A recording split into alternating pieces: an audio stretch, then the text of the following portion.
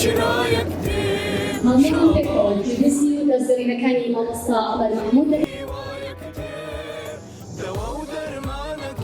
بەلای سەلەی سلێمانی و زۆربەکراتی بۆ پارێزگای سلێمانی و پایتەختی ڕۆژنبیری و ناو پێشانگای نەوەڵاتی سلێمانی بۆ کرد. من ئێستا سێتەجێ دەوم بۆ مامۆستا ئەمەر محموود و دەست بە کۆڵەکەی دەکات بە ناونیشانی کارامەیەکانی خوێندنەوە.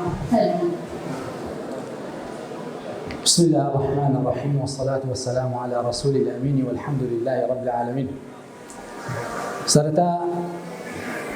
بخيراتي خوم دكم عاوز بخيراتي يكيكي ورز دكم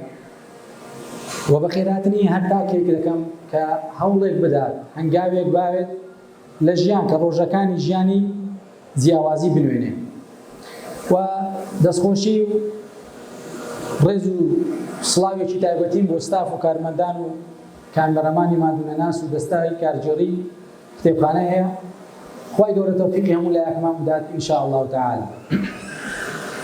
ئەوڕۆ لە سمینارێکی تایبەت و ناوازە کە دوێنێ شەو لە ئێوارەوە لە شاری سلێمانی بووم، بەڵام تا نوێژی بەیانیشم کرد. ئەو سمینارێک کە عەلەساس لە هەولێریش حازرم کردبوو، شەوێکی محتەرەمیشم لەسەردانا، واتە تەواوی خەوەکەشم لێ ڕۆی، بەڵام بۆ ئەوەی بۆ ئێوە بسەلمێنم هەر کەسێک بێوێ میلەتێک هۆشیارکە نابێت لەگەڵ ئەو کەسانە بخەوێت کە خەڵکێکی ئاسایی تێیدا دەخەون، نابێت لەو کاتەدا بشخەوێت کە خەڵکی ئاسایی تێیدا دەخەون. پەیامی ئێمە بریتێ لە ئاگاهێنانەوەی کەسی تاچی هۆشیار.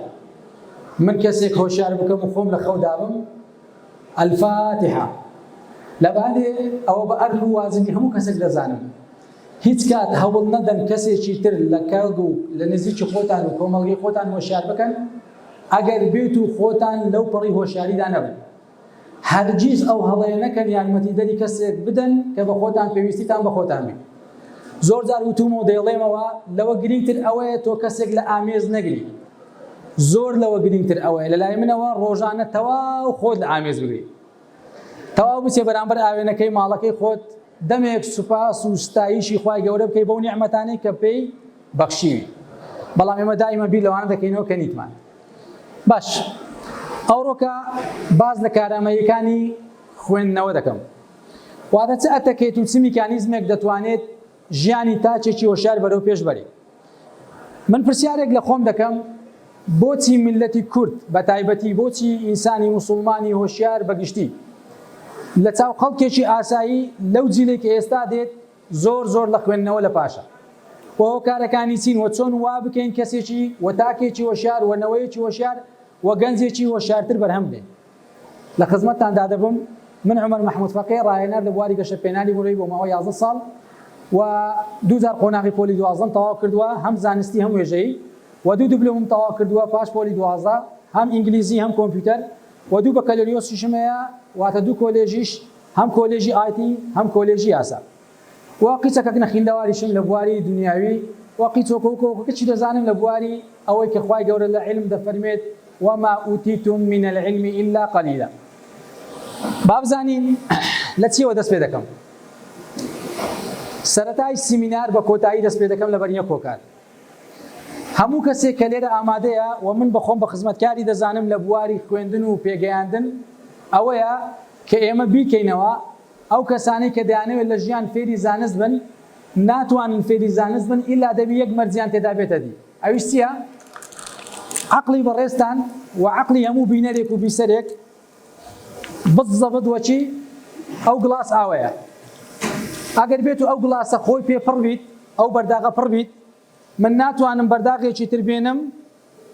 تێکەمە ناو ئەو گڵاسە جێی بکەمەوە، لەبەر ئەوەی ئەو کەسێک کە ئامادەی دانیشتنە خۆی پێپڕە. هەر ئینسانێک تووشی نەخۆشەکی زاکێرەی بوو کە پێی دەرێن داء الذەکا یاخود وەباء الذەکا، نەک ناوی لێنەم چارەسەر، ئەوەیە کە ئینسان بڵێ I know that، كنت أعرف ذلك، كنت أعلم ذلك، من ئەو شتە دەزانم. هەر ئینسانێک لە تەواوی ژیانیدا هەستی کردووە شتێک دەزانێت، ئەو کات بە هیچ شێوازێک ناتوانانی فێرە زانستێک ببێت و خانەک لە مێشی ناتوانێت تەشەنە بکات و گەشە بکات و فێرە نوێکاری بێت. دائیمەن ئینسانی گەورەی وەک نمونەی ئیمامی شافعی دێنمەوە کە دەیفەرموو يظل المرء عالما ما دام يطلب العلم فإذا علم أنه عالم أنه جاهل. هر کات مرۆڤ دائما لە دوای زانست داگەڕا و بە دوو زانست کرد ئەو مرۆڤە زانایە و لە پێگەی زانایان داژمار دەکرێت. بەڵام هەر کاتێک زانا هەستی کرد بووە بە زانا ئەو کات نەزانە، چونکە زانست سنووری نییە و بەحر و ئاوی سوێرە. جا بۆی لە خزمەتتاندا بم کۆتایی بەوە دێنم کە ئەوەی لە مێشکتە وا دەیزانی کۆتایی پێبێنە هەتا بتوانی بزانی لە بەهەندێ منفعەتی مێشک بەو کاتە وەردەگری کە سوودیەوی. پرسیارێک لە خۆم دەکەم بزانم چێ دەتوانی وەڵامێکی دەقیقم بداتەوە. چێ پێم دەڵێت جیاوازی چێ لە نێوان الفەهم والفقه؟ لە کوردەواری هەردووک پێ دەڵێن تێگەیشتن. لە کوردەواری هەردووک پێ دەڵێن تێگەیشتن. چێ دەتوانی کۆمنتێکمان بداتێ؟ بەڵێ گوڵەکەم.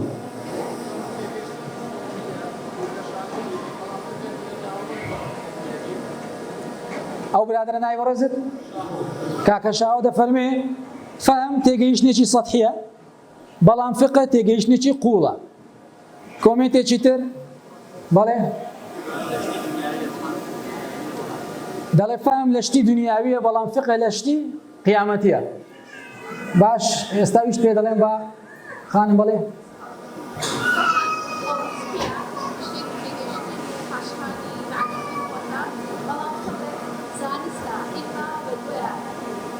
باش ئەو قسانەی کردتان هەمووی تەواوە بەڵام من چم دەوێ مشکلەکەم هەیە مشکلی من تەواوترم دەوێت تەواوتر ئەو قسانە هەموو تەواوە بەڵام تەواوترم دەوێت. باش با لە خزمەت جەنابتان بم وەک ڕەئی جەنابتان. پێغەمبەرێکی گەورە و گرانمانەیە کە معلمی عەظەمە کە زۆر جار باسم کردووە لە پیتەکان نەخوێندەوار بووە بەڵام لە علومی کەون عالم بووە. دەفەرمێت من يريد الله به خيرا يفقهه في الدين. هەر بەندەیەک خوا وای لێ بکات لە ژیاندا خێری پێوە بێ بەرهەمدار بێ کەسێک بێ ببێتە سێبەر بۆ کۆمەڵگەکەی بۆ خانەوادەکەی بۆ دوور و نزیکی خۆی پێویستە چ کەسێک بێت فەقیه بێت لە دین. ئەگەر من نەزانم فەرقی جیاوازی فقه و فەهم چییە و فەرقی جیاوازی نێوان دین و ئەخلاق چییە ناتوانم پێناسەی ئەو حەدیسە دەکدەمەوە. یەکەمیشت ئەوەی بزانم ئەوە حەدیسێکی ترە کە ئیمامی بوخاری ڕیوایەت کردە دەفەرمێت من يريد الله به خيرا يصب منه. باش فەهم بریتە لە تێگەیشتن لە بوارەکانی ژیان. فقه فەرقی چییە لەگەر فەهم؟ ئێمە ئەگەر بێت و لە بواری پەروەردە شتێک تێبگەین، لە بواری بزنس شتێک تێبگەین، لە بواری پەروەردەکردنی تاک شتێک تێبگەین، لە بواری وەشارکردنەوەی کۆمەڵگا شتێک تێبگەین، لە بواری میکانیک شتێک تێبگەین ئەوانە هەمووی فەهمن لەو بوارە. بەڵام فقه بریتە لە تێگەیشتن لە خودی واتای تەواوی تێگەیشتنەکانی تر. واتە چۆن تێگەیشتنێکمان هەیە تێگەیشتنێکی تر تێگەیشتن لە هەموو ئەو تێگەیشتنانەی دنیا کۆیان خڕیانکەوە هەموو تێگەیشتنەکان بێگوشە وەسف دەکرێت ئەویش فقه. فەقیه لە شەریعەتی ئیسلام دەگاتە پێگەیەک ئەگەر هەڵە بکات خێرێکی دەگاتێ ئەدی ئەگەر بیپێچێ دوو ئەزری دەگاتێ. واتە بۆ نمونە فەقیهێک لە مستەوای ئیمامی شافعی ڕەحمەتی خوای لێبێت ئەگەر بێت و بڕیارێک بدا بڕیارەکەی نەپێشێ هەڵەش بێ خوای گەورە سەحەکی لێ دەدا و ئەزرشی دەداتێ. ئەگەر هەڵەش بێ ئەدی ئەگەر بیپێچێ دوو صح دوو ئەزری وەردەگرێت. لۆ لەبەر ئەوەی مستەوای کەسی فەقیه زۆر بەرز و قوڵە. بەڵێ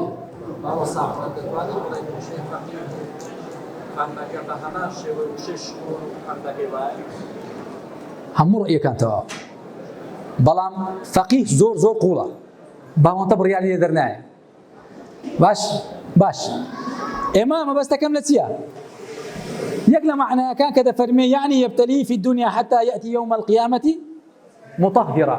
خوای گەورە کەسێک دەکاتە فەقیه لە دنیا کە ئەگەر بێتەوە بەرامبەری لە قیامەت لە بەرامبەر خوا ڕاوە سبحانه وتعالى تەواوی گوناهەکانی لێ خۆش بووە ئەگەر بگاتە ئاستی فەقیه. لۆ ئەوەی ئێمە بتوانین کەسێکی بەرەمدار بین هەوڵدەن هەتا مردن ئەگەر نەشگەینێ با هەوڵی بۆ بدەین بەو مەقامە بگەین چونکە تێگەیشتن لە هەموو تێگەیشتنەکانی دنیا عەقڵێکی ناوازەی دەوێت. باش کتێبێکم دەخوێندەوە لە واتاکانی ژیان ئاوا نووسرا بوو. ڕۆژێک پیاوێکی ژیر لە خودای پرسی خودایی میهرەبان ژیان واتای چییە؟ ئەگەر بێت و فریشتەیەک وەڵامی داتەوە و بینێرێت بۆ مرۆڤایەتی و تێی بگەینێت ئەوەیە. خوددا دەفەرمێ ژیان لە خۆیدا هیچ واتایەکی نییە بەڵکو دەرفەتێکە بۆ بەدیهێنانی واتایەک. زۆر کەسێ لە ژیان دەوێ واتایەک بە ژیان ببەخشی، ئەو کاتی خودی ژیان دەسازێ. ژیان هەتا ئەتوو نەیسازێنی بۆ هیچ کەسێک ناسازێ. دەبی فێربی ئەتوو لە ناو سێرچەکی لە ناو حەلبەیەکی لە ناو ستەیجێک دەخولێیتەوە، ئەگەر بێت و ژیانی ڕۆژانەت بەسەر ببەی تۆ لە تەواوی بازنەی مرۆڤایەتی دەردەچی. لەبەر هەندێک خۆشەویستمان فەرمایشتی پێکردوین دەبی ئینسانی موسڵمان وە کەسی تاچی ڕۆشنبیر بەوە جێیا بکرێتەوە کە هەموو ڕۆژەکانی ژیانی جیاواز بێت و نوێکاری لە بەرهەمەکانی ژیانی دابوونی هەبێت. ئەوەی گرنگی ئەوەیە تەواوی ژیانتان ئەو کات جیاواز دەبێت کە واتایەک بتوانن بە ژیان ببەخشن. ئەگەنا ژیان لەلایەن ئەو کەسانێک کە هیچ واتایەکیان پێ نابەخشێ خودی خۆی ژیان واتای نییە. باش وشەی کتێب واتە چی؟ ئەگەر پرسیارێکی بکەم وەک زمانی عەرەبی دەتوانم بڵێم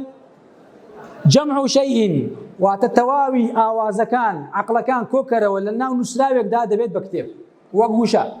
کەتەبە لە زمانی عەرەبی بمعنى جەمع واتە کۆی کردەوە. فعلی ثلاثی عەکسکەوە دەبتە چی؟ دەبتە بە تە کە واتە فەسخی کرد لێکی کردەوە. وەلیوبەتکەن ئاذان الأنعام کاتێک خەڵکێک گوێی ئاژەڵەکان دەبڕێت. باشە ئەمن بتوانم لە بەرامبەر کەسێکی ڕۆشنبیردا ئاخاوتن بکەم. شێوازی میکانیزمی من لە ژیاندا چۆن پێویستە بیکەم؟ وەچ میکانیزمێک پێویستە؟ معنای عەقڵ لە زمانی عەرەبی لە زمانی کوردی چی پێ دەڵێن؟ ئاوەز. زۆر جار باب و کێچەیە نەسیحەتی ڕۆڵەکەی دەکات یاخود دایکێک یاخود مامۆستایەکی بەڕێز دەڵێ کوڕم بەخوای منداڵێکی بێعەقڵی عەقڵ نەوتو ناتێنا. یەک لەو کەسانەی دوور لە مەقامی بینەران و بیسەران و تەواوی کەسی ڕۆشنبیر هەر کەسێک ئاماژەی کرد کە عەقڵ دائیمەن لێرە بوونی هەیە خۆ یەکێکە لەو کەسانەی کە لە واتای عەقڵ تێنەگەیشتە. چونکە خواوەی کردووە عەقڵ دابەش بێت بۆ دوو ستەیج دوو مەحەطە. یەکەچان لە کەللەی سەرە لە دیماغ، یەکەچان لە ناو دڵە. خواوەی کردووە ئافرەت عەقڵی دڵی زاڵبی بەسەر عەقڵی مێشتی. واش فیسیۆلۆجیەن پیاوی خەڵق کردووە عەقڵی مێشتی زاڵبی بەسەر عەقڵی سەری عەقڵی دڵی. کاتێک ئافرەتێک لەگەر پیاوێک دادەنیشن بۆ مەبەستی شوکردن کوڕ و کچەکە بە تەنیا جێ دێڵدرێن بۆی بتوانن بە ئازادانە بیر و ڕای یەکتر بگۆڕنەوە. پاشدەمێکتر دێتەوە بابەکە بە کوڕەکەی خۆی دەڵێ ها کوڕم چ باسە؟ دەڵێ وەڵای بابە عەقڵم وەک کچەی ناگری مەبەستی ئەوەی مێشکم ناستە ژۆرێ. ئافرەتەکە دێتەوە ماڵی دایکی داچی دەڵێ ها کچم چ بوو؟ دەڵێ وەڵای دایە ئەو کوڕە ناستە دڵم ناستە دڵم. واتە بڕیاری ئافرەت زیاتر پەیوەستە بە بڕیاری عەقڵی دڵ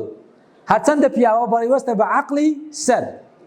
ئێستا ئەو عەقڵە دابەش بووە لە نێوان عەقڵی مێشک و عەقڵی دڵ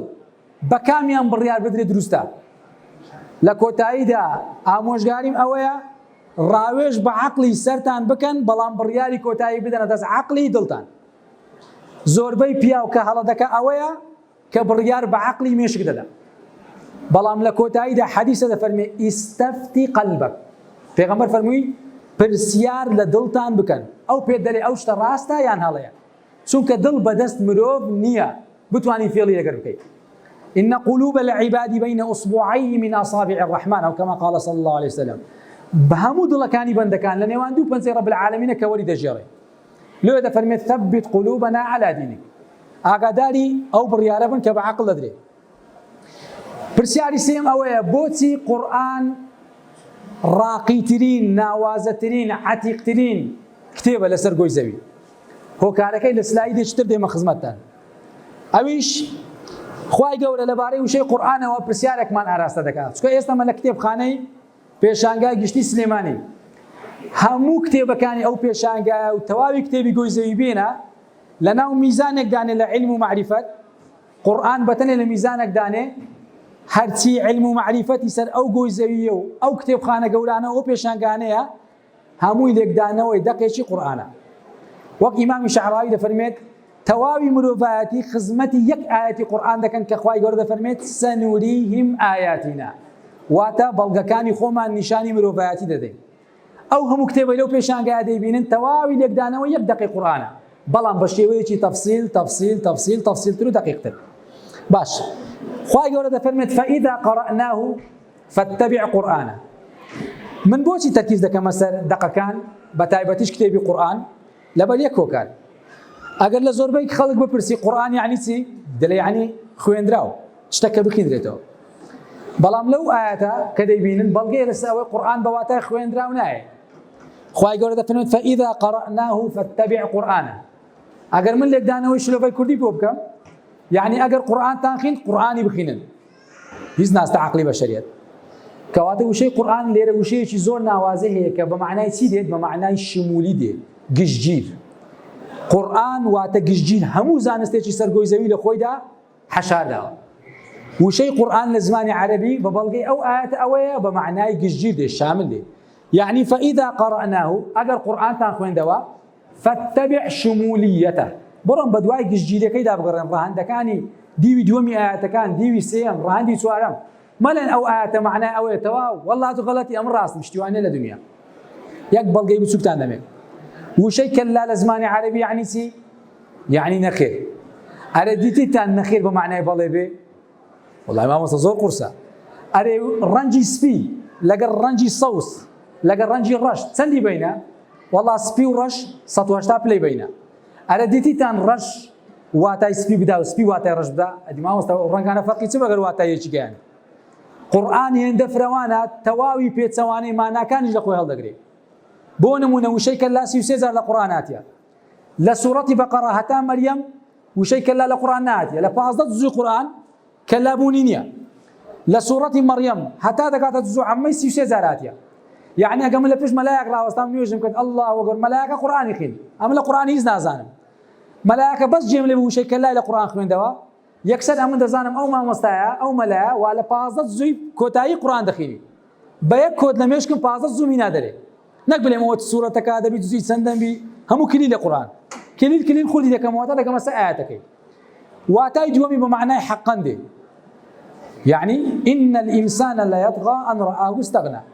كلا إن الإنسان ليطغى يعني حقا إن الإنسان ليطغى أن رآه استغنى. واتای سێم لە سوورەتی قەمەرە کە دەفەرمێت كلا والقمر.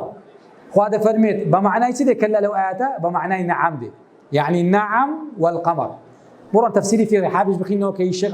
عەبدولعەزیز کشکە ڕەحمەت خوای لێ بێت. کەواتە ئەمن دەمەوێت یەک پەیام بگەین. کاتێک مرۆڤێک تاکە کتێبێک دەخوێنێتەوە لە پێشانگایەک نەبێتە موفتی. کاتێک دوو کەلیمە ئینگلیزی دەزانی نەبتە کەسێک جنسەی بریتانی هەیە وا لە بن سەعاتی بیمینگ ڕاوەستایە قسە لەگە کەسی بەرامبەر دەکات. ئینگلیز لەگە ئینگلیزی قسەی دەکات وا لە بن سەعاتی بیمینگ ڕاوەستایە دەڵێ could you speak English؟ دەڵێ little. دەڵێ تو ئینگلیزی زانی؟ دەڵێ کەمەک. نەکو کەسی بەرامبەر لەو زیرەکتر بی. سبحان الله ئێمە دوو نامیلکەی دەکرێت لە پێشانگایەک، ژیاننامەی ئیمامی شافعی دەخینەوە ڕاست دەبتە موفتی ئۆتۆماتیکی. بڵێ کاکە پرسیارێک مێدەمێ لە مەلایەک پرسم دەڵێ چییە؟ کولە حەلالە حەلال بڕۆ بارد بە منی من بڕۆ. حرامە کولە بارد بە منی من هەموو بوویتە موفتی. لەبەر ئەوەی ئەوە ومن أفتى بغير علم فليتبوأ مقعده من النار. پێغەمبەر دەفەرمێ هەر کەسێک لە خۆیەوە فتوا بدا بازێگەی خۆی لەناو جەهەنەم دەستنیشانە. هەندە بە جورئەت مەبن لۆ قسەکردن لەسەر دەقی ئاەت. باش پرسیارێکی زۆر گرنگ. بزانین جیاوازی کەسی ژیر بەچی بە دەردەکەوێت لێرەدا. دەڵێ مرۆڤی ژیر هەرگیز لە خۆی ناپرسێ ئاخۆ دەتوانم کارێک بکەم یان نا، ئاخۆ دەتوانم کتێبێک بە چاپ بگەینم یان نا، ئاخۆ دەتوانم لەو کارەدا سەرکەوتوو بم یان نا. پرسیارکردن بە ئاوبەنا بۆ مرۆڤی بچووکە. مرۆڤی گەورە شێوازی پرسیارەکانیشی کە لە نەفسی خۆی دەکات جیاوازە. چۆن پرسیار دەکات؟ دەڵێت چۆن دەتوانم ئەم کارە بکەم. واتە گرفتی نییە لەوەی دەتوانێت بیکا یان نەیکا. چونکە ئەگەر تو بڵێ دەیکەم یان نایکەم یاخۆ دەتوانم بیکەم یان نەیکەم، مرۆڤ وزەکانی تێیدا عەجزی دەکەوتێ، شکست دەکەوتە ناو وزە و تواناکانی. گەورەتر لەوە بڕیار بدا شێوازی پرسیارکردن لە خۆی وا بە تێڕوانی بکە، بڵێ چۆن دەتوانم یاخۆت بە چ میکانیزمێک دەتوانم ئەو کارە بکەم. ئەو کاتە خوای گەورە شەپۆڵی تر دەنێتە مێشکەکانی بتوانی کارەکان زۆر بە ئاسانتر بکە. باش گرفتمان لەگەر مرۆڤی زیرەکە لە ژیانتان هەرگیز هەڵمەخەڵەتێن بە کەسایەتی کەسی زیرەک حتا منداڵ من پۆلی چواری سەرەتایی بووم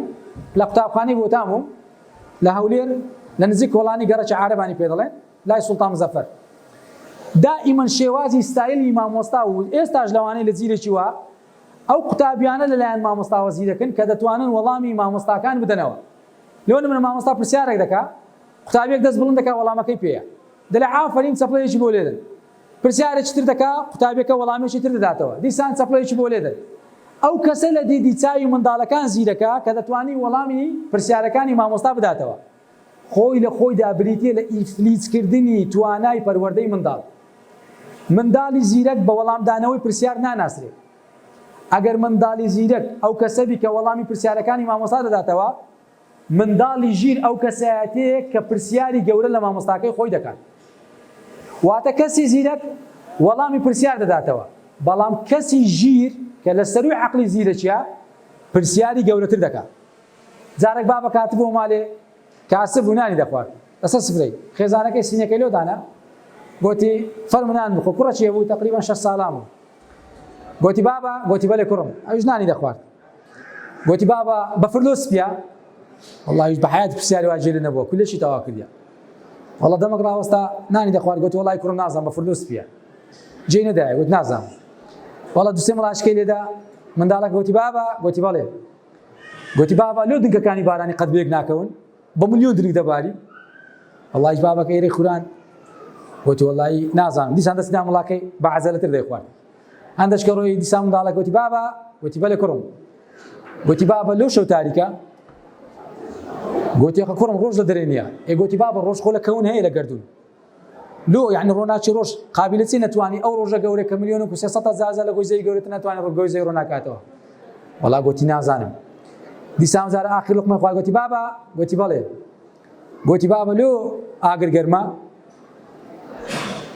گوتی وەڵی نازانم داکەکان دەکی زەعات و زانی پیاوەکەی قەڵز بووە گوتی کوڕم هەندە پرسیار لە بابەمە کە لێگەرە بانانەکەی بخوا بابە گوتی ئافرەت لێگەرە بازیرەک بی پرسیارکە کوڕم پرسیارکە لێگەرە ئافرەت بازیرەک بی پرسیارکە کوڕم پرسیارکە ئەگەر ئەمن دەیان پرسیار بکەم وەڵامە گوەرنەگرمەوە من پرسیارم نەکەن هەرگیز لە ژیانتان ڕێگر بن لە پرسیارکردنی ڕۆڵەکانتان من کە مامۆستایەتیم کردووە تەواوی ئەزمموی 12 ساڵ لە هەرگیز لە تەمەنی خۆم بە هیچ قوتابیەک و خوێندکارێکم نەگوتیا ئەو پرسیارە قۆڕە هیچ معنای نییە پرسیاری وامەکە یاخود پرسیارکردن بەسە تەنانەت مامۆستای بلیمەت بەوە لە مامۆستای ئاسایی زیاد دەکرێتەوە کاتەکە پێشەوەی پۆلەکەی جێبێڵی نالێ ئەرێ پرسیارتان هەیە جەماعەت ئەو مامۆستایەکی دوور لە مەقامی گەورەی خۆی مامۆستای بلیمە دەڵێ پرسیارەکانتان چییە نالێ چێ پرسیاریەیە پرسیارەکانتان یعنی هەر دەوی شتێک بەجێهێڵی لە ناومێشتی کەسی بەرامبەر توانای پرسیاریکردنی هەبێت ئێستاش قورئان بۆ جوانە کە ملیۆنەها پرسیاری تێدا حەشاد دراوە لۆی بتوانی ئاوازی عەقڵ خۆی تێدا ببینێتەوە ئەو کەسایەتیە یەکێکە لە کەسایەتیە زۆر ناوازەکان کە لە ژیان شاعیر بوو و سینەماکار بوو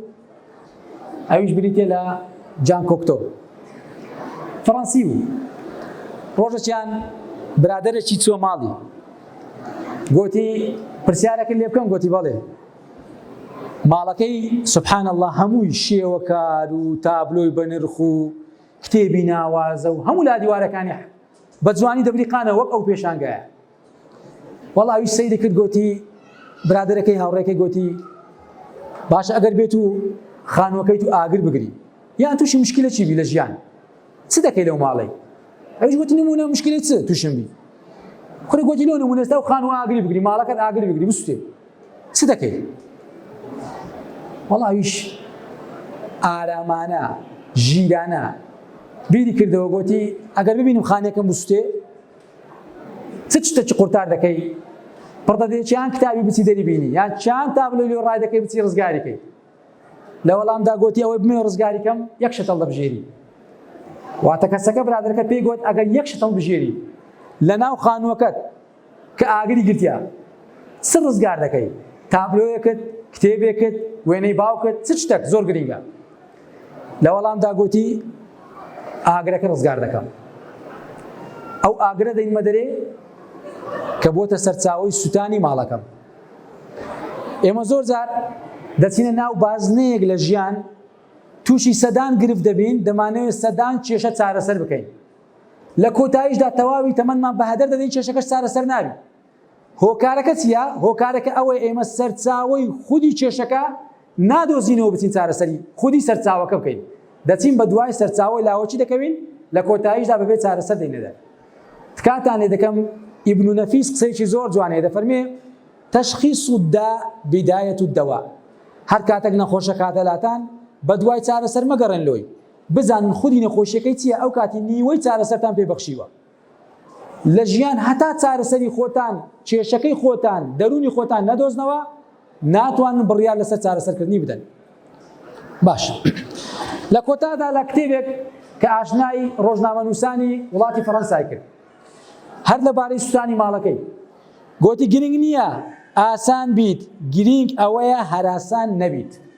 واتە کاتێک کێشەی گەورە لە ژیان ڕوو دەدا مشەوەش نەبی ئەو هونەریە هونەری لەوەی دانیە تو بتوانی شتێک بکەیت کە خەڵکەک پێی ناکرێت بەڵام ئارامگرتن لەسەر ئەو ساتانەی کە زۆر قورسە ڕوبەڕوو دەبنەوە ئەو کاتی گرنگی هونەری کەسایەتیت بەدەر دەکەوێت باش ئاستەکانی کەسی خوێنەر لە سەرەتادا ئەگە تەصنیفی کەم حەوت ئاستی پێدەبەخشن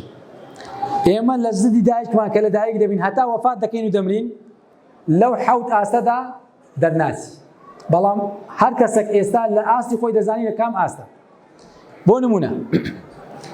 یەکەمین شت کە مرۆڤ کتێب دەخوێنتەوە پێویستە تەئەممول لە کتێبدا بکە تەئەممول واتە چی؟ واتە بتوانی لەگەڵ کتێبەکە بژی واتە بتوانی لەگەڵ کتێبەکە تێکەڵبی ببیە بەشێک لە کتێبەکە وە کتێبەکە ببتە بەشێک لە تو ئەوها بەو چاوە سەیری دەقەکانی بکەی ئەو کاتی ئەتوچووە ناو مەرحەلەی یەکەمی کەسێکی جیاواز لە خوێندنەوەی کتێب کە پێی دەڵێن مەرحەلەی تەئەممولت بڕیە کەسی دووەم کە ئاستی دووەم دەبینی ئەویش بریتە لە ئاستی تەسەوور تەسەوور فەرقی چێ لەگە تەئەممول تەسەوور بریتە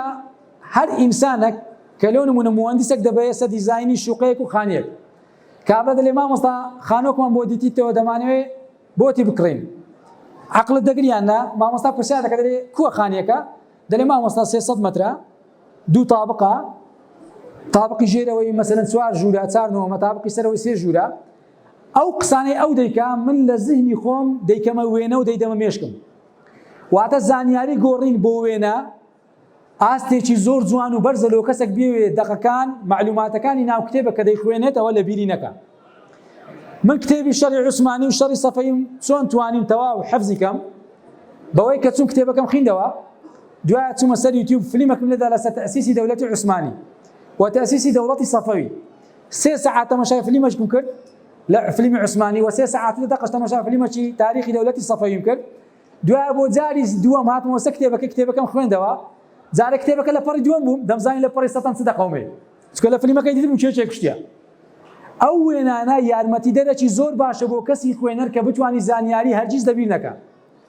من دوو قوتابی مەبوو لە قوتابخانەیەک یەکەچیان ناوی مەسەلەن قابیل بلێن لەگەر هابیل کو بتوانم قابیل لێکەمەوە لەگەر هابیل چ هەرچی کوشتیە دەم کردە وێنە قابیل لە کام نێزیکە لە قاتیل قابیل لە قاتیل نێزیکە دەم گۆ بەخوای ئەوە کەتنەکەی کردیە قاتیل قابیل دەم کردە وێنە لەوەی بتوانم وێنەکان بە شێوازێک لە بیر نەکەم تێکەڵی کەم بۆ نمونە هەموو جارێ باوکی بەڕێزم مامۆستای بەڕێز دەیگۆ کوڕم بە عەرەبی بە مانگگیرانی چ دەلێن و بە ڕۆژگیرانی چ دەلێن ئەمە لە کوردەواری هەر دەلێن خۆرگیران و مانگگیران یعنی هەردووک هەر جیرانە لە عەرەبی خوسوفێ لەگە کوسوف هەموو جارە تێکەڵم دەکرد چیان خوسوف القەمەرە چیان کوسوف الشەمسە یان کوسوف الشەمس تەواوە یان خوسوف القەمەر هەموو جارە تێکەڵم دەکرد هەستام کردمە وێنە لە مێشکم زانیاریەکانم گۆڕی بۆ وێنە چم کرد لە سەوەرەقەیەک نووسیم خسوف القەمەر کەلیمەی خسوف القەمەر چەند نقطەی تێدایە جەماعەت خا نقطەچی لەسەرە فا نقطەچی لەسەرە قەمەڕی چەند نقطەی لەسەرە کەواتە خسوف القەمەر چەند نقطەی هەیە چوار ئەدی کسوف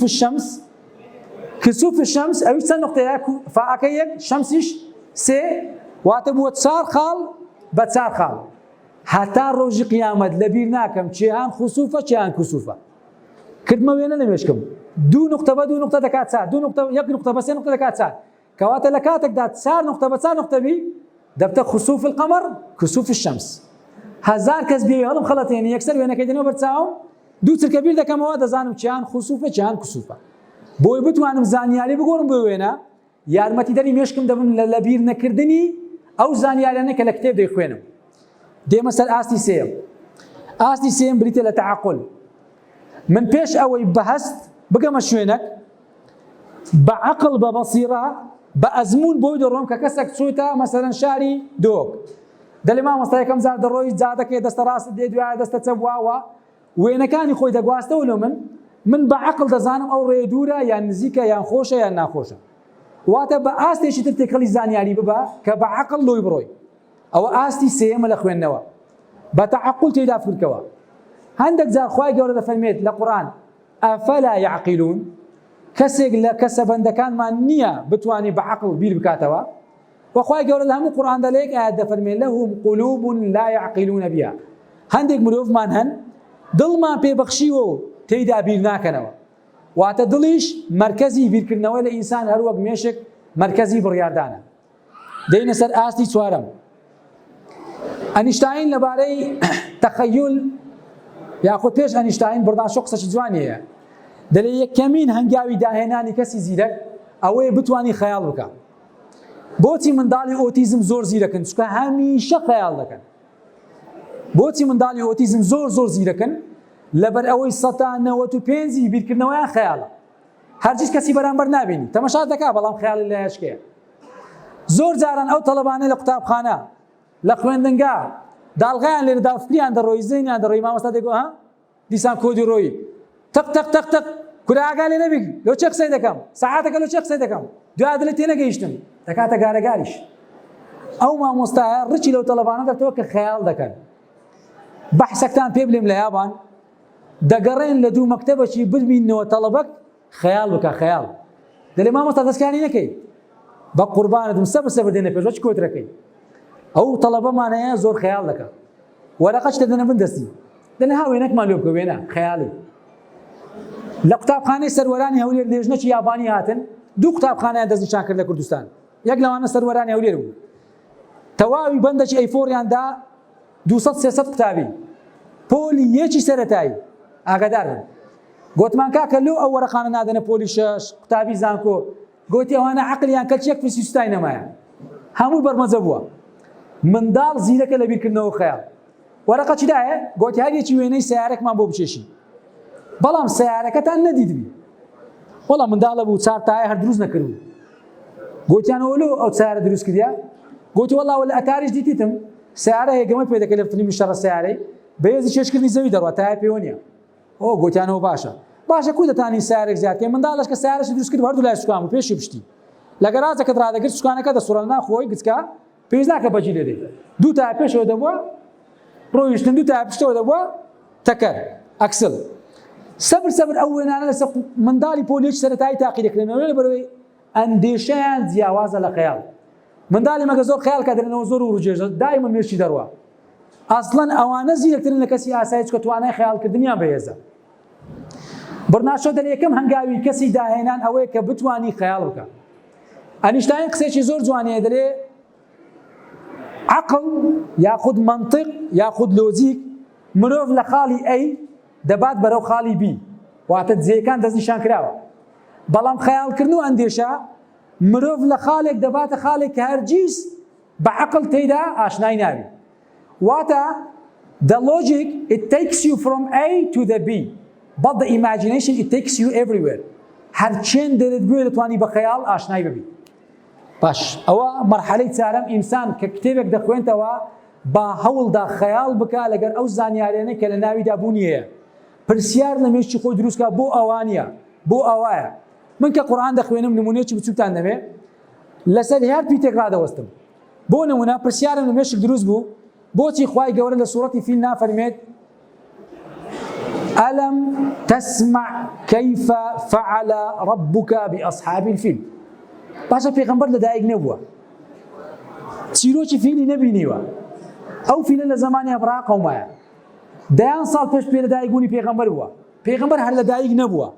فیلەکان لە ئەفریقیا ڕاهاتوون ناوی گەورەترین فیل بوو کە ناوی مەحموود بوو لە ئینگلیزی پێ دەڵێن ماموت لە زۆربەی تڕێ لە گەورەکانی سەڕی خارجی وێنەی لۆگۆی فیلە کرایان وشلای مامود واتەوە ڕەمزی گەورەی فیلەکان لە ئەفریقیای زەبەلاحترین فیلی ئەو سەردەما بووە ئەبراهینە لۆی کەعبە پێ بڕخێنی ئێ باشە خوای گەورە ئەو چیرۆکە بۆ پێغەمبەری خۆشەویست دەجێڕیتەوە منطق وایە لۆجیک وایە خوای گەورە پێغەمبەر فەرمێ یا محەممەد عەلەیهی سەڵات وەسەلام جێت لێ نەبووە کە پێشتر ئەمە قەومەکمانی کە ئەبڕەها بوو فیلانی نابوو ئەوە منطقە ئەگەر ئەمن لە مەجلیسی باوکم دانیشم بابم بم بڵێ عومەر کوڕم بە فکرت دێ لە ساڵی 80ەکان 82 فلان کەس وەی کرد دەڵێم بابە بەخۆم والدم 89 ئەتو چێ وەچووی دەڵێ وەڵای کوڕم لەبیری نەبوو منطق نییە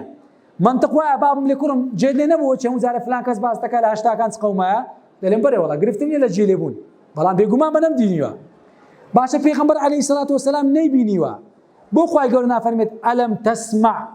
كيف فعل ربك بأصحاب الفيل لو فرمي ألم ترى أي نديت لجاتي فرمي ندبيست أو برسيانا لم يشك بخيال دروز دبل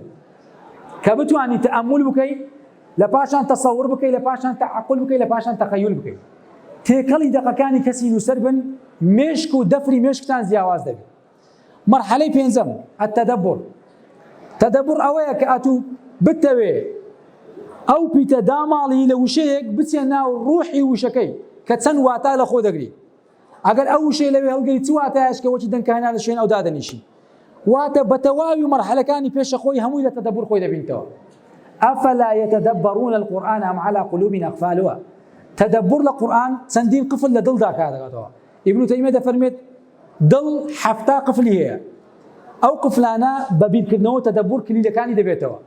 ئیمە منداڵەکانمان دەینین سورة كهف دخيني كسورة كهف دخيني هم جمعان سنة وكافي بخيني إباشا من هم رجع سورة كهف دخيني بلا مستناقة سم من دالتان بيني حافظ قرآن بلا ما تستليك وشي قرآن تينا جيشتيا كاكا قرآن بأودا نبزي وتبتي حفظي كي بأودا بزيو بتواني تيبقي رولا كانتان فيري حفظي قرآن مكان فيري رافو معناه وعملي قرآن مكان أو كاتي جورية تدبر أوي من بتوانا لقل دانشتن دا بآيات قصبين موا كقصلك كسي برامبر دكم بآياتك جوابي دموا واتر لراو روحم تيكلي آياتك كاموما أو تدبر لو يقف لكان يضلي بكموا الترسيخ مرتبة الشم يكز دقات أو مرتبة كبشلق إلى علم بربي لزانست بربي لمعرفة بربي لعلوم دين وقرآن وعقل أخلاق وفقه وإخوائي قولة فالميت والراسخون في العلم أواني روتون لزانست بس زماني عربي رسخ بمعنى ثبت واتأو كساني كزيجير بون هنده برن لزانست زولناكن ثابت بون كسك دلي وايا أو زولي بيناكري هنده برن لعلم زولا بعقله برأيه لقدانه كاني ناكري تكون راسخة أو الروتوة وقت أو ملواني كالبنشي دريا لؤلؤ مرزان بدوزيتوا كوتا مرتبة كخواي جولة تحداي مروفاتي فكروا مرتبەی بیرکردنەوە ئەو قورئانە گەورە دابەزێ مامۆستایانی ئاینی لەگەڵ ڕێز و حورمەتم بۆ گەورەیان لەسەر مینبەر چ دەفەرمون لو أنزلنا هذا القرآن على جبل لرأيته خاشعا متصدعا من خشية الله ئەگەر خوا گەورە ئەو قورئانی بۆ سەر چیایەک شاخێک نازل کرد با چیا شەقی لەبەر لە گەورەی هەیبەت و عەزەمەتی وزەی قورئان زۆر کەسێ لە مزگەفتێک گەرم دەبیخینی دەڵێ الله ئەکبەر تەکبیر دنیا خراپە بەخۆم لە مزگەوت بوومە چی مامۆستایەکە بە شێوەیەکی حەماسی ڕاوەی ئەو ئاەتەی کردیان بەڵام مامۆستایەکە تەواو ناکا پەیام لە گەورەی ئەو قورئانە چیەکە لەسەر چیاکان دابەزیە خوای گەورە دەفەرمێت ئەو گەورەیەمان دابەزاندێ بۆچی وتلك الأمثال نضربها للناس لعلهم يتفكرون ئێمە تەواوی ئەو نمونانە لە قورئان دێنینەوە بۆ مرۆڤایەتی لەنا ئەو کتێبەدا بەس ئەوەی مرۆڤ بتوانی بگات بە ئاستی کەسێک کە بیر بکاتەوە واتە بیرکردنەوە کەسی بیرمەن کۆتا مرتبەی عەقڵ و علمی بڕیە دوعا بکەن خوای گەورە ماگەێنێت بەو ئاستە باشترین خوێنەر چی لێ بەرهەم دێت باشترین نووسەر ئینسان ئەگەر نەیتوانی ببێت بە ئەستێرەیەک لە ئاسمانی کۆمەڵگەکەی خۆی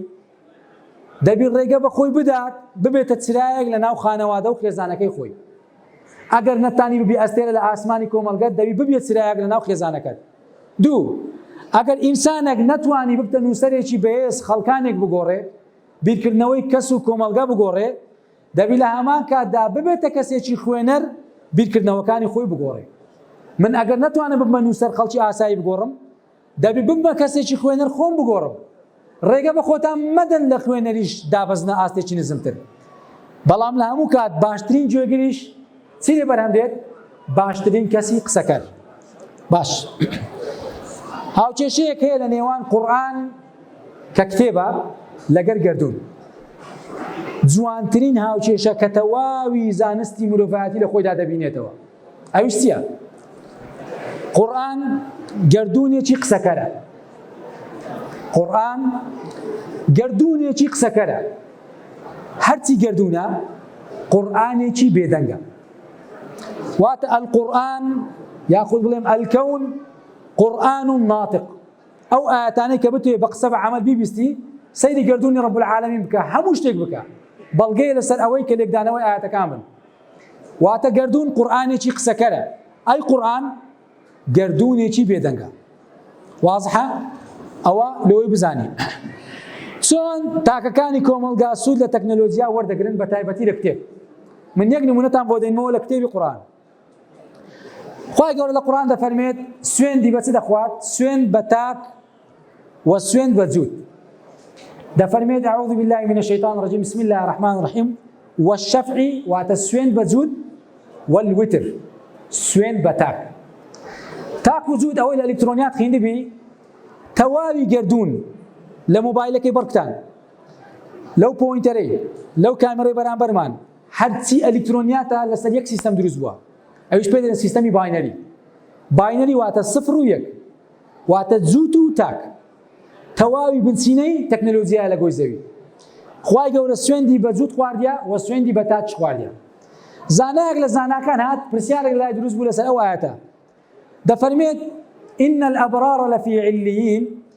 وما أدراك ما عليون لسورة المطففين. خواهي قورا والله داتا دفرميت كتاب مرقوم. استا كتابك معناه كتابك ديجيتالا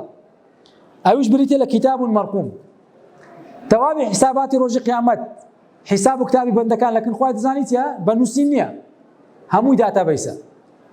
جولترين داتا بيس لقيامت دفتر أعمالي منوتوا أو لا ننزل له بخينوا أتلو قل كتابي خود دخينه وإقرأ كتابك كفى بنفسك اليوم عليك حسيبا. بلام خواهي قولوا كو حساب لك بداتا بيس إلهي أيوش همو لسه صفريك بنيان رابوتا داتا بيس لقرآن ناوي لنا يا أخوة رب العالمين كتاب مرقوم. زاناك لمصرات برسيارك لا يدروس بقوتي باشا لو خواهي قولا باسي كتاب إلكتروني لك أخو كتاب إلكتروني نية كودا بكتاب إلكتروني بما دق معناه ولا فر معناه وكاغزة كتاب كودا إلكتروني بيري كده وجايش تسنتي زيك أو دكتور ديبينن دكتور صبحي طه أستاذ شي مصر لجامعة القاهرة لبر أو آياتي بتدستي فكر بتأمل باشان تصور باشان تعقل باشان تخيل باشان جيش تأستي تدبر باشان جيش تأسي الراسخون في العلم باشان جيش تأستي أو بتقي ولا بيركبنوا جيش تأستي بيرمن لعلهم يتفكرون بيري لو شيء كتاب مرقوم كردوا إيشكا لكوتايدا قرآنش إلكتروني دوسكت أو يستقل لما الله ذكري في حفظ قرآني بيدبي زواني أو بيروكي دزان لسيا بونمون أو قلما لسر هر بيتيشي لا بري قرآن كذا دني بيدل لا برتسندا آتك سورتك بيشيتيا بشتيتيا هموت بيدل أوش جرينيا لوي جرين تردزانتيا خذي قلمك لسر كلمة الله داني الله لفظ الجلالة 2699 شيء الله لقرآناتيا آنفرين قلم آنفرين أستاذ دكتور صبحي طه كو أتو تاني 2699 الله كان لك وكاتا قلمك لسر كام الله دادني هر 2699 الله لي دكاتو دلي أو فلان سورة فلان آياته ببيوي الله كان اشتكلك لونه ونسي يكزار شيء فبأي آلاء ربكما تكذبان آتي لسورة الرحمن كو تاني هر سي يكزاري لقرآن لك ببيوي غلط بك بو آياتي كتواني بيركاتو كتاب مرقوم خواهي قول سويندي بتاق خوارد سويندي بزود خوارديا لبر هندي تواني إبداع بك داهنان بك لو شيء كتاب باش لبر هندي ونمونان ردي مولوي بتواني اشتيك بأساي نخويني توا كاتك نوسرك دقك داداتك خزمت زنابت هێندە بە سانایی بەسەر دامەڕۆ بلە کتێبێکم خوێنیتەوە وەڵڵا شەو 2 کتاب خوێندەوە وەڵڵا هەفتەی 3 کتێب خوێنیتەوە وەڵڵای دامنایە لە ماڵی ئەو مانگەی 4-5 کتێب بخوێنمەوە کاکە چەند کتاب خوێنیتەوە وەڵڵای مامۆستا ئێستا 30 کتاب خوێنیتەوە 30 کتابت خوێنیتەوە خۆت جەری دەنی بەس کتێبەکانمە بخوێنیەوە ئەی تێڕامانە لە ئاەتەکان ئەی تێڕامانە دەقی نووسەرەکان ئەوە گرنگە لە ژیانی تو باش لە شکۆمەندی کتێب بزانین چ مواسەفاتە کتێبێتی شتیکەنیتی جوانتریشت لەبارەی کتێبەوە لە تەواوی تەمەنم خوێندوبمەتەوە ئەوەیە دەڵێ بەسە گەورەی بۆ کتێب کە خودا سبحانه وتعالى کتێبی هەیە دەزانی لەوە فێرەچ بووم شەرمم بەخۆ بوو لە پاش ئەو دەقەی کە جێبیستی بووم کتێبێک لە ژیانم بە چاپ نەگەینم بڕیارمدا لە ساڵی 2021 بەرەو سەرێ ئینشاء الله تعالى خودا تەوفیق بی هەر ساڵێ کتێبێک بەرچاپ بگەینم تاڵێکی مووی سەرم لەگەسپی بی یعنی ئەوها بیری لێ بکەمەوە سڕ و پڕیکەمەوە هەتا تاڵک دەتە بەڵگە لەسەر ئەوەی کە سەرەکەم وەکسپی بووە ئەو کا دەزانم من چبانی بوونێکم بۆ کردووە هەتا بتانم بە گەورەی ئەوەی کە خوای گەورە فەزڵی دایتە کتێب خوای گەورە کتێبی هەیە خاوەنی کتێبە ئەی بۆ ئێوە نابنە خاوەن کتێب لە ئاستی خوێنەر دەرچن لەمە دو هەوڵدەن بەخشەر بن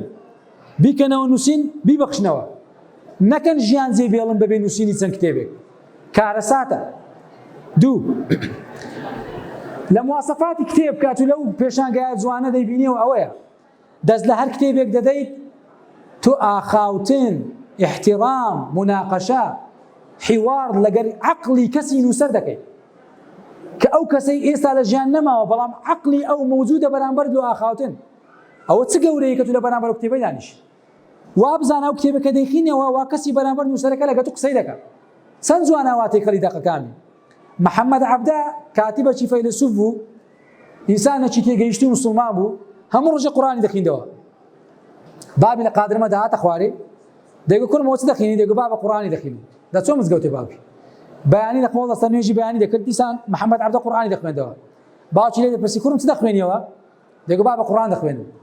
جاری سێم جاری چارەم ڕۆژێک محەممەد عەبدە فەرمووی ئەرێ بابە ڕوخسەتە پرسیارێک بکەم گوتی فەرموو ڕۆڵە ئەرێ گوتی بابە تۆ ڕۆژە پرسیارێکی لە من دەکەی دەزانی جوابەکەی چییە ئەرێ لێ دەپرسیەوە گوتی کوڕم ئەگەر کتێبێکت خوێند یاخود قورئانت خوێند بەو چاوە قورئان بخوێنە بزانە خوای گەورە ئەو کتێبەی لەسەر تۆ نازل کردووە نەک بۆ محەممەد عليه الصلاة والسلام کاتەکە نەیەکت پێ دەکا گوناهاگنەکەی بزانە لەگەر تویتی کاتەکە ئەمرت پێ دەکا نوێژ بکەی بزانە لەگەر تویتی ئاوا قورئان بخوێنە وەک ئەوەی لەسەر تۆ نازل بووە ئەوە گەورەی تێگەیشتنی باوکەکەی بۆ ڕۆڵەکەی کەواتە ئاخاوتنە لەگەڵ ئاوەس لە کەسی نووسەر دوور لە مەقامی ئولوهیەتی رب العالمین سێ قورئان تاکە کتێبە لە سەرگۆی زەوی کە خاوەنی چییە ڕۆحە بۆچی پێغەمبەر تەحەدا کرا خوای گەورە فەرمووی تەحەدای هەموو گۆی زەوی پێ بکە کە ناتوانن قورئانی چۆچە و قورئانەدا دروست بکەن یاخود بینووسنەوە ێ باشە عەرەبەکان خڕبوونەوە کەسی زۆر ڕەوانبێژیان تێدا بوو لە کۆتاییدا هەرچیان دەنووسی وەک جەستەیەکی مردووە بوو ڕاستە قورئان پیتە ئێوە دەزانن کە ئێوە قورئان دەخوێنن پیت ناخوێننەوە کوو مۆبایلەکە شەحنی نامێن لە شەحنی دادەنێ دەنووسێت چارجینگ جاری شەحن دەبتەوە تەواوی پیتەکانی قورئان کە مرۆڤ دەیخوێنێتەوە کۆدەکانی مێشک شەحن دەکاتەوە خوای گەورە دەفەرمێت فإذا قرأت القرآن جعلنا بينك وبين الذين لا يؤمنون بالآخرة حجابا مستورا لسورة إسراء كقرآن دەخوێنیت تەنانەت شەیتانەکان و جنەکانیش ناتوانن نزیکت کەون یەکسەر مەلایکە دیوارێکی پەردەی نور دروست دەکات لە بینی کەسی خوێندنی قورئان لەگەڵ کەسێکە قورئان ناخوێنێ بۆی پارێزگاری لێ بکە کەواتە قورئان وكذلك أنزلنا إليك روحا من أمرنا خوای گەورە پێغەمبەری فەرموو نەیفەرموو کتابمان بۆ نازل کردی فەرمووی ڕۆحمان بۆ نازل کردی ڕۆحیش واتە وزە ئەو وزەیە کە سەرچاوەکەی دەکەن رب العالمینە و لە هیچ شوێنێکی تری سەرگۆی زەوی و گەردووندا بەدەست ناکەوی کەواتە تکاتان لێ دەکەم هەوڵ بدەن قورئان بە شێوەیەکی زۆر جیاواز بخوێننەوە بەخوای تەمەنم 3 ساڵە لەو مۆبایل ئایفۆنەی تەواو دەگەڕێم هەتا ئێستا 32 ئەلیفم لە قورئانی دۆزیەوە ویستم بیکەمە سیمینارێک پاش 3 ساڵی مامۆستا شێخ جەعفەر ئێلاولێر یادی بەخێر بە تەلەفۆن لێ کردم گوتم مامۆستا دەمەوێت شتێک بکەم گوتی ڕاوەستە کاکەم دکتۆرا مینایەتەوە لە جامعەی فلان یەکێکی دەناسم لە بەحسەکەم وەختی خەریک بووم کتابێکی نووسێ بەس لەسەر ئەلفەکی لە قورئانی وەڵا چوون کتابەکەم پەیدا کرد بە مڕاسەلە خوێنمەوە دیتم ئەوە ئەلفەکی نوێیە بووە 33 نەوع ئەلیف لە قورئان گوتم تەواو قورئان 33 نەوع ئەلیفی تێدایە قورت بەسەرێ نەک 28 بیتە بەس ئەلیف 33 نەوعە ویستم سیمینارێک بکەم لەسەر ئەوەی بەس لەسەر ئەلیف باس لە قورئان بکەم تەماشام کرد ڕۆژێک پۆستێک سبحان الله یەکسەر کەتە پێش چاوم دکتۆر محەممەد شەملی لێ لە مسڵ کورەوە دەکەم نووسرایە 16 ساڵە لە تەمەنم قورئان دەخوێنمەوە تازە تێگەیشتم ئەلفەکەی لە قورئانی کە عەرەب ئاشنای نەبووە دکتۆرای هەیە لە زمانی عەرەبی لە سەکۆی زەوی گوتم قورت بەسەری عومەر بووە 34 نەوع ئەلیف کاکمیایی نایە دەڵێ چ دەزانێت لە قورئانی چ دەوێت بخوێنم دکتۆرێکی بەڕێز لە کوردستان یادی بەخێوی دکتۆر فەرات پیرباڵ لە بەرنامەیەک بۆم دەڵێ مامۆستا عومەر با نێرێ ئەمەیە کورە گوتم دکتۆر بە قوربانم جارێ ئەم لە ئەلفی تەوانە بمەوە باوزیمیە کورە وەڵڵە هەندە ئاسانی شت بە ئاسانی بخوێنیەوە بەخوای دەبی هەموو قەلبت عارەقەی بکە کە لە سەیەک دەق ڕادەوەست هەموو قەلبت بتەزێ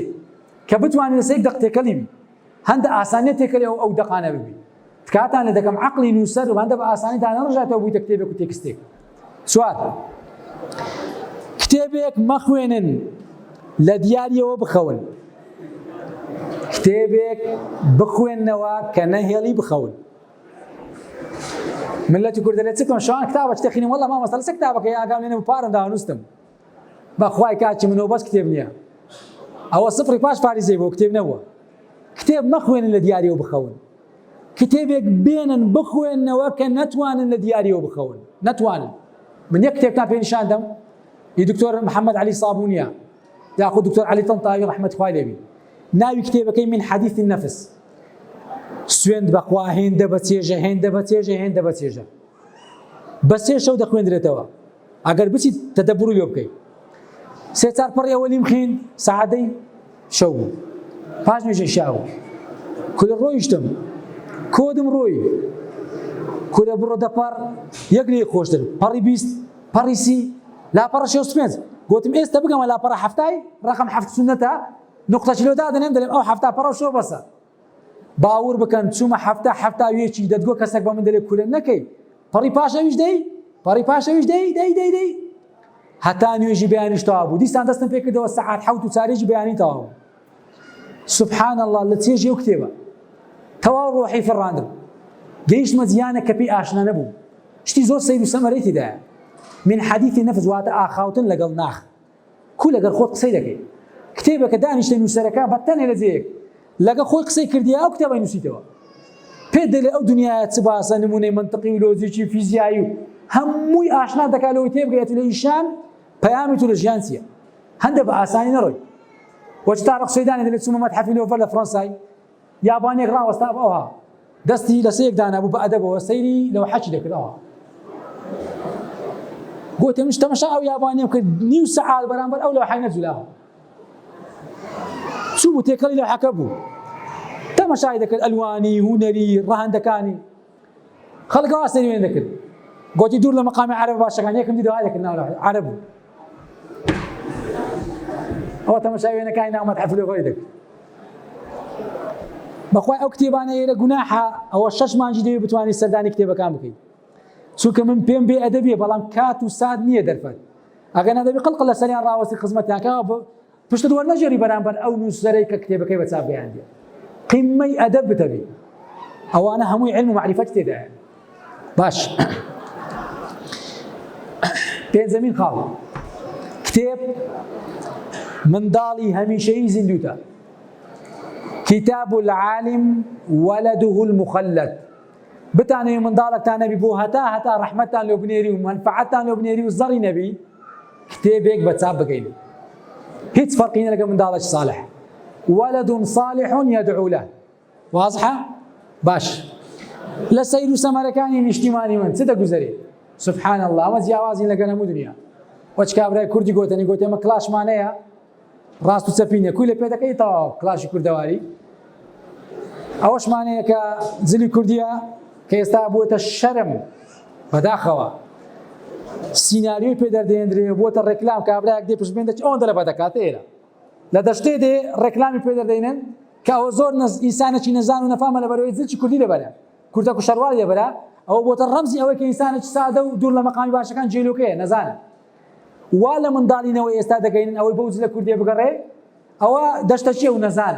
لە بڕی ئەوەی ڕاگەیاندنەکان کار لەسەر ئەوە بکەن ڕەمزی شەڕەف و حیا و ناموس ڕەمزی زیچ کوردی کوردەواریە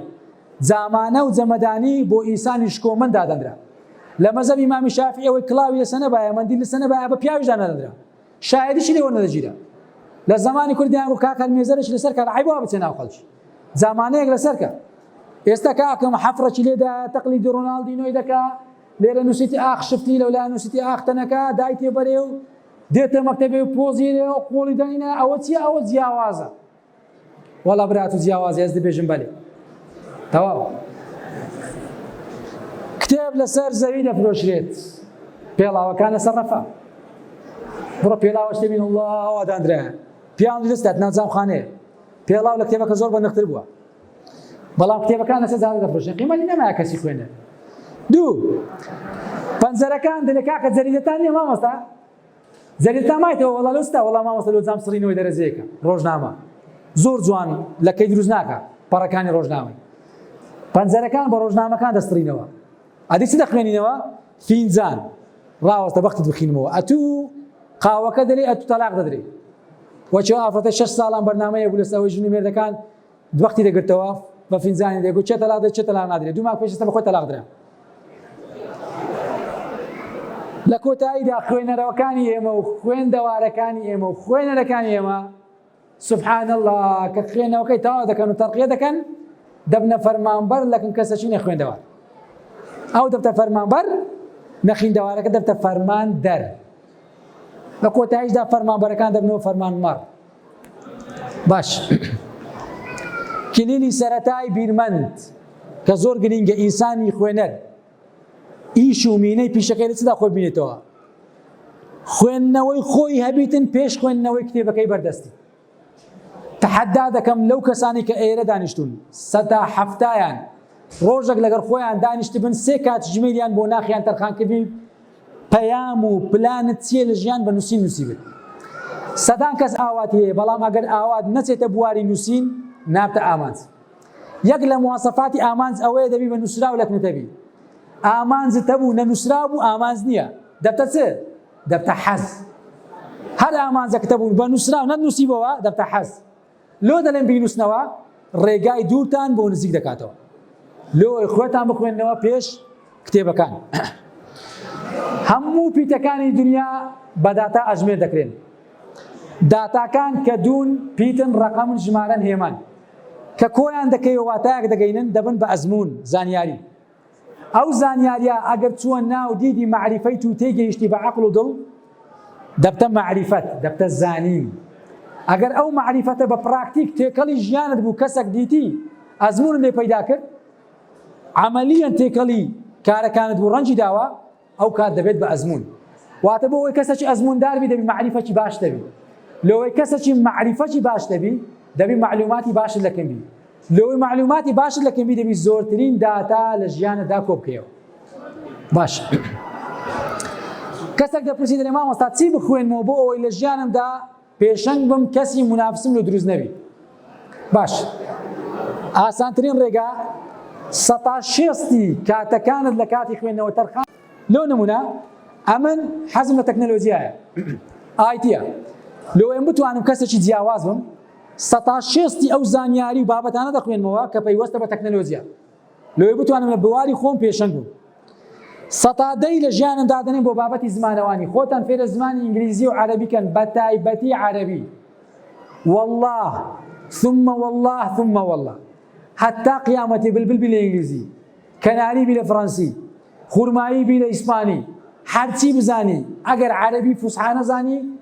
بەقەت تۆنێک لە هەیبەتی کەسی ئینسانی مسلمان وەگری بێت لە زیاد ناکە لۆ ئیمامی ئیبن عەباس ڕەزا و ڕەحمەتی خوای لێ بی و ئیمامی عومەر نصیحەتی سەحابەکانی دەکرد دەیفەرموو علموا ئەولادەکم لغة القورآن فإنه يزيد للمرء مروءة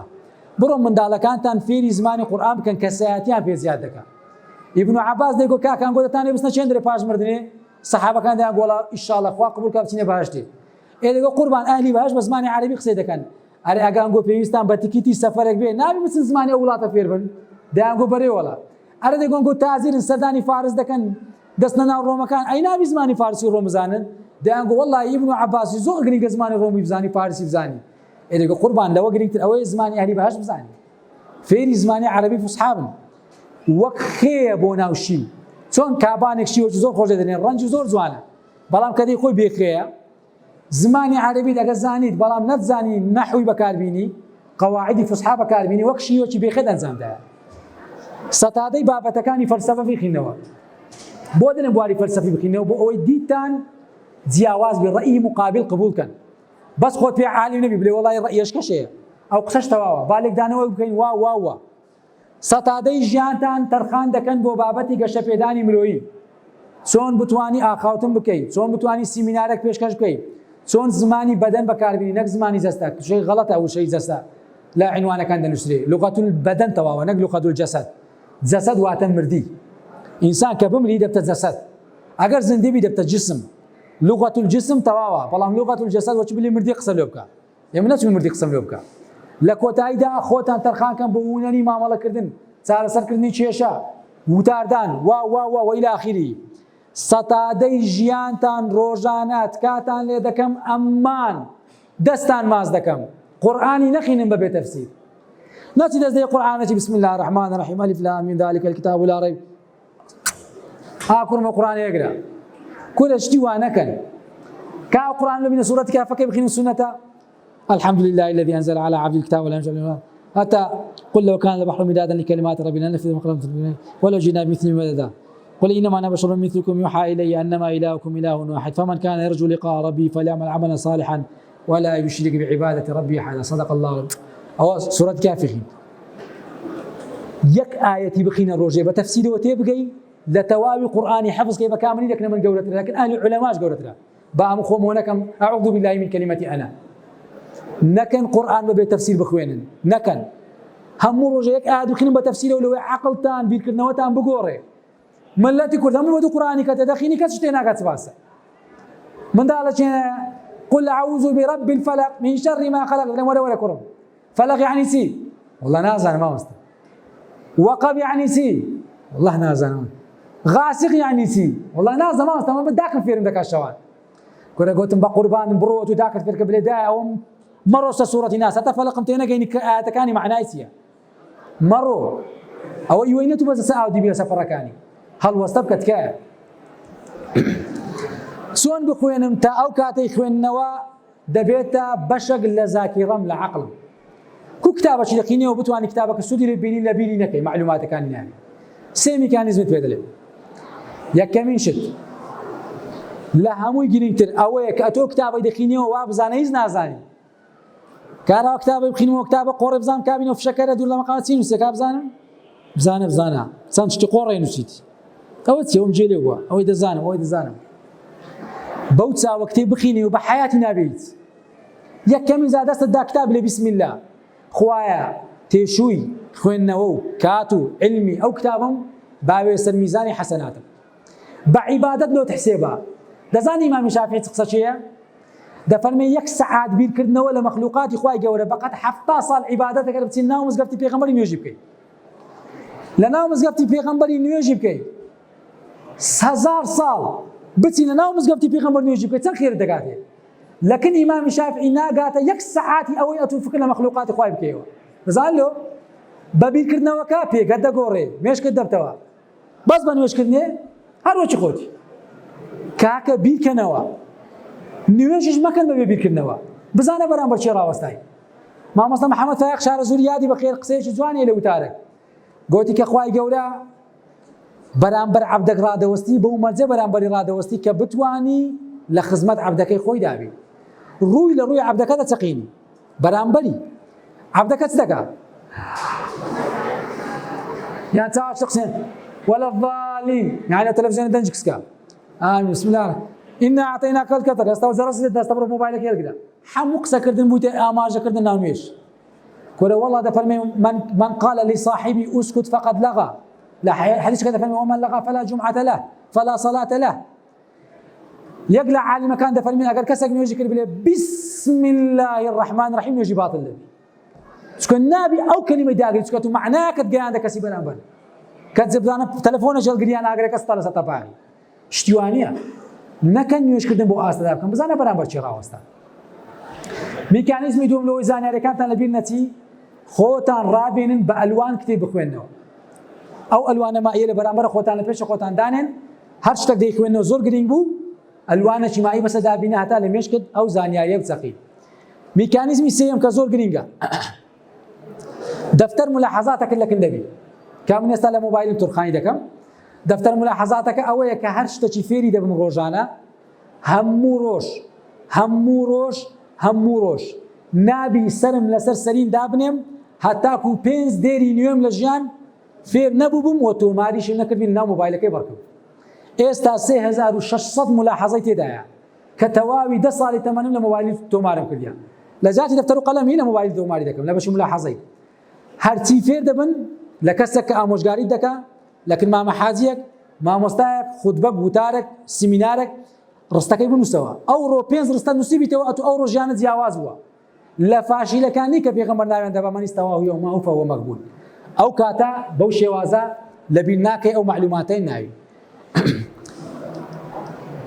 بۆ ئەوەی میکانیزمی بڕیاردانی نووسینی کتێبێک بە چاک بگەینی. کو بتوانم کتێبێک بە چاک بگەینم دەبی بڕیار بدەین.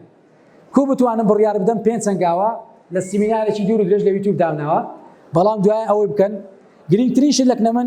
دکتۆر بنجامین هاردی وتەیەکی زۆر جوانەیە.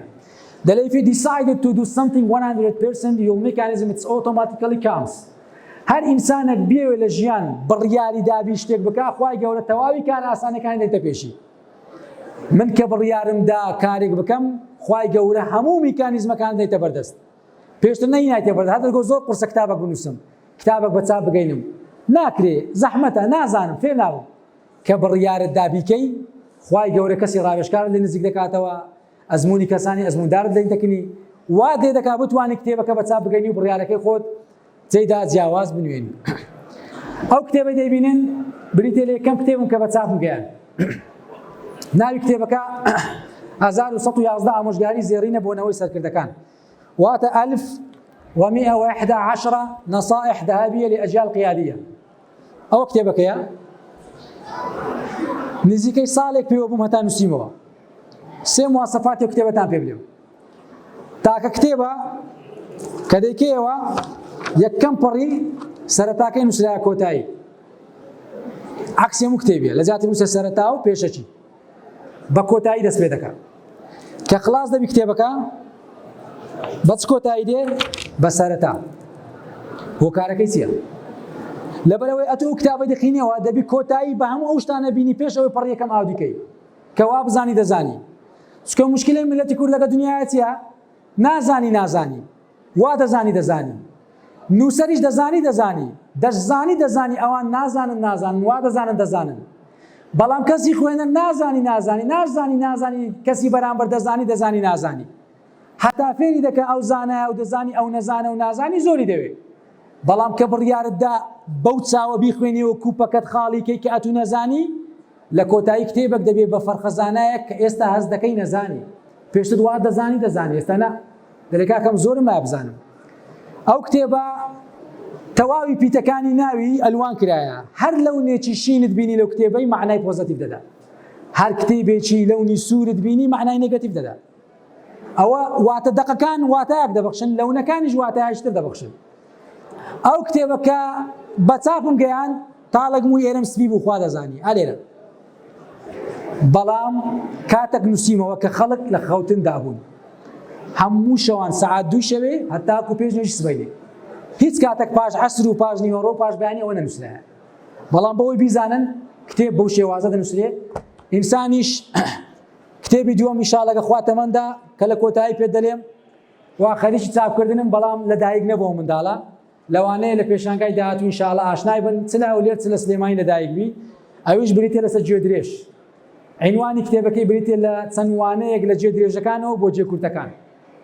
واتە ئەمن چ شتێک لە ئاژەڵێکی گوێدرێژ فێر بوومە لە تەواوی تەمەنم کە ئینسان ناتوانێت لێی فێربی،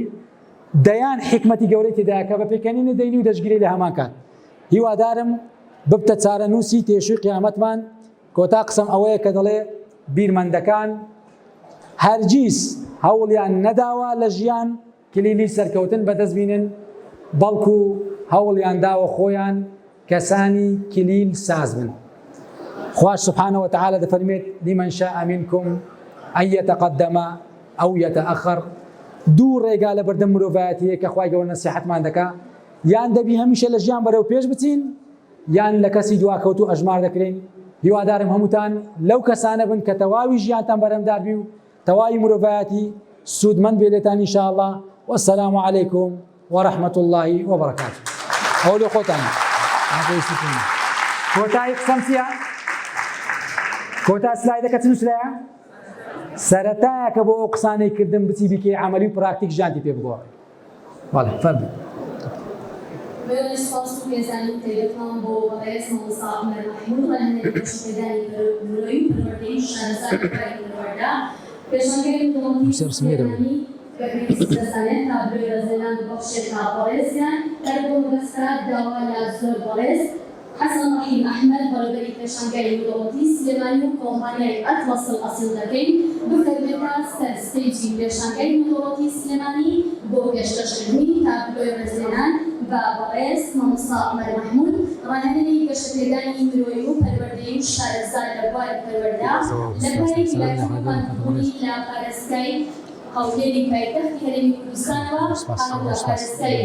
سلێمانی پایتەختی ڕۆشنبیری و بەسەردانی پێشەنگای نەڕۆکی سلێمانی کردووە بۆ پێشکەشکردنی دۆلەت بەناوبەشانی پەنامەکانی موفق يا رب.